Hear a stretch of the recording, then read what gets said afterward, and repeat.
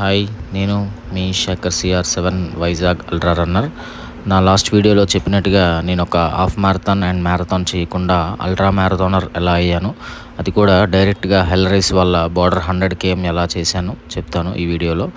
Running అంటే interest ఉన్న వాళ్ళు ఈ వీడియోని స్కిప్ చేయకుండా ఫుల్గా చూడండి. అలాగే మీరు కూడా మ్యారథానర్ అండ్ అల్ట్రా మ్యారథానర్ అవ్వాలంటే కామెంట్ చేయండి. నాకున్న ఎక్స్పీరియన్స్ను నా నెక్స్ట్ వీడియోస్లో కానీ పర్సనల్గా కానీ షేర్ చేస్తాను.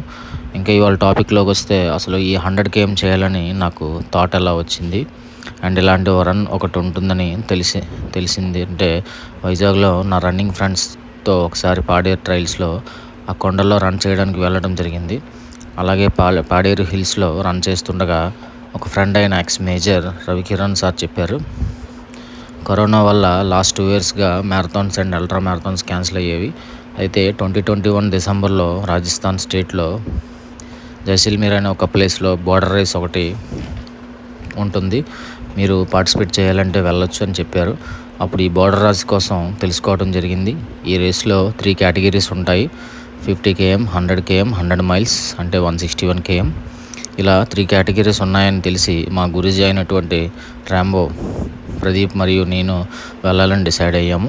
కానీ అప్పటి వరకు నేను 2021 ముందు ఏ రేసు చేసింది లేదు అఫీషియల్గా.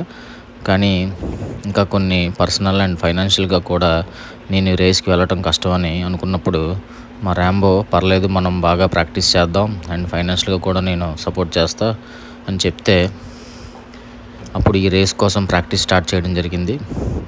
ఈ రేస్ నేను 100 km పార్టిసిపేట్ చేస్తే మా రాంబో 100 miles పార్టిసిపేట్ చేశారు. ఈ రేస్ అన్ని కేటగిరీస్లో కూడా ఆఫ్టర్నూన్ అంటే మధ్యాహ్నం 12 గంటలకి జైసల్మీర్లో స్టార్ట్ అవుతుంది. నా 100 km వచ్చి జైసల్మీర్ నుంచి రామ్గఢ్ వరకు 100 km దూరాన్ని 16 hours కట్ ఆఫ్ టైంలో కంప్లీట్ చేయాల్సి ఉంటుంది. మా రాంబో 100 miles వచ్చి 28 hours కంప్లీట్ చేయాల్సి ఉంటుంది. ఇక్కడ ఇంకొక విషయం ఏంటంటే రాజస్థాన్లో మధ్యాహ్నం బాగా వేడిగాను మరియు రాత్రిపూట బాగా చలిగాను ఉంటుంది.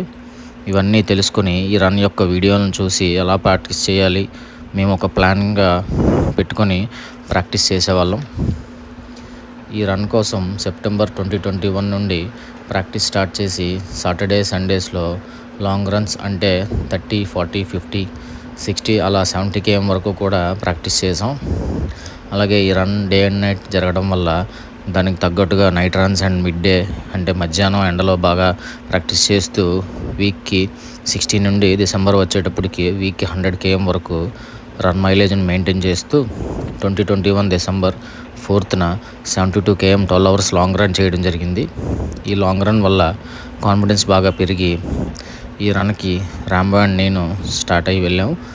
ఇంకా ఈ రన్ కోసం వెళ్ళినప్పటి నుండి డిసెంబర్ మంత్ అవడం వల్ల జైసల్మీర్లో బాగా చలిగా ఉండేది. ఆ క్లైమేట్కి అడ్జస్ట్ అవ్వడం కొంత కష్టంగా అనిపించేటప్పటికి డిసెంబర్ 18th ఆఫ్టర్నూన్ 12 pmకి రన్ స్టార్ట్ అయింది.